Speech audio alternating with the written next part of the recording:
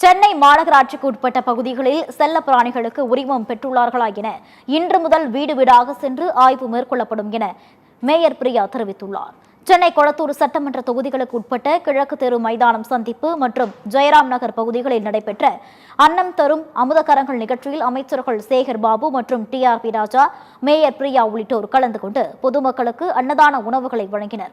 இதனைத் தொடர்ந்து செய்தியாளர்களிடம் பேசிய மேயர் பிரியா, சென்னை மாநகராட்சிக்குட்பட்ட பகுதிகளில் செல்லப்பிராணிகளுக்கு உரிமம் பெறுவதற்கான காலக்கெடு முடிந்த நிலையில் செல்லப்பிராணிகளுக்கு உரிமம் பெற்றுள்ளார்களா என இன்று முதல் வீடு வீடாக சென்று ஆய்வு மேற்கொள்ளப்படும் என்று கூறினார்.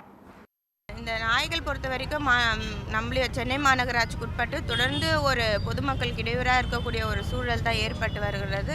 அந்த வகையில் இன்றைக்கு மாநகராட்சி சார்பாக தடுப்பூசிகள் போட்டப்பட்டு வருகிறது. அதே போல் சிப் பொருத்தப்பட்டு அந்த நாய் எந்த அளவுக்கு தடுப்பூசி போட்டிருக்கு, ரேபிஸ் அஃபெக்ட் ஆகிருக்கா அஃபெக்ட் ஆகலையான்னு வீட்டில் வளர்க்கக்கூடிய செல்ல பிராணிகளுக்கும் போடப்படுது, சாலையில் இருக்கக்கூடிய திருநாய்களும் போடப்பட்டு வருகிறது.